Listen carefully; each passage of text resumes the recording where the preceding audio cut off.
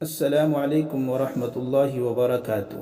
یہ واقعہ حضرت امام اعظم ابو حنیفہ رحمۃ اللہ علیہ کی برداشت دیکھنے کے تعلق سے ہے۔ حضرت امام ابو حنیفہ رحمۃ اللہ علیہ ایک روز ظہر کی نماز کے بعد گھر تشریف لے گئے۔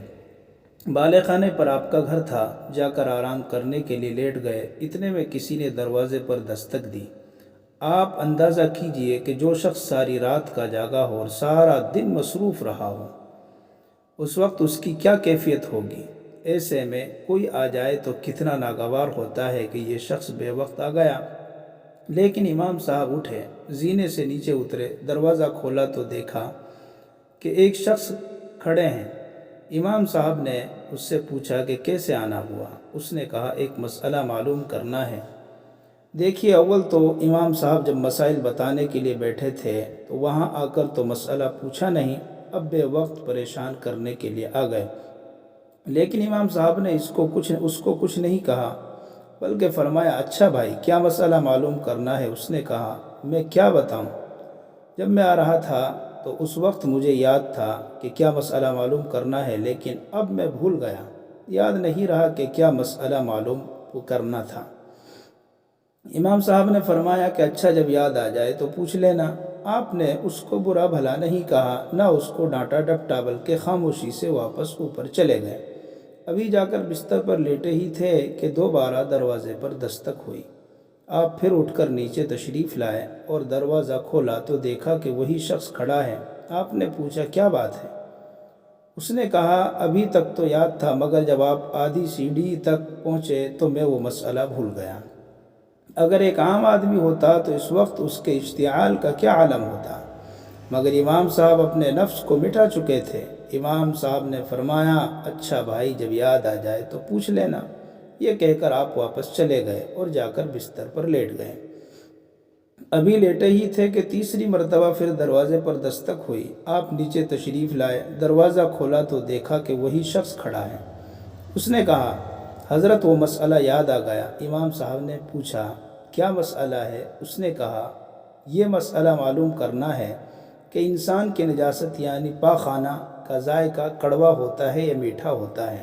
العیاذ باللہ، یہ بھی کوئی مسئلہ ہے۔ اگر دوسرا کوئی آدمی ہوتا اور وہ اب تک ضبط بھی کر رہا ہوتا تو اب اس سوال کے بعد تو اس کے ضبط کا پیمانہ لبریز ہو جاتا۔ لیکن امام صاحب نے بہت اطمینان سے جواب دیا کہ اگر انسان کی نجاست تازہ ہو تو اس میں کچھ مٹھاس ہوتی ہے، اور اگر سوکھ جائے تو کڑواہٹ پیدا ہو جاتی ہے۔ پھر وہ شخص کہنے لگا کیا آپ نے چکر دیکھا ہے؟ العیاذ باللہ۔ حضرت امام ابو حنیفہ رحمۃ اللہ علیہ نے فرمایا ہر چیز کا علم چکر حاصل نہیں کیا جاتا، بلکہ بعض چیزوں کا علم عقل سے بھی حاصل کیا جاتا ہے، اور عقل سے یہ معلوم ہوتا ہے کہ تازہ نجاست پر مکھی بیٹھتی ہے، خشک پر نہیں بیٹھتی۔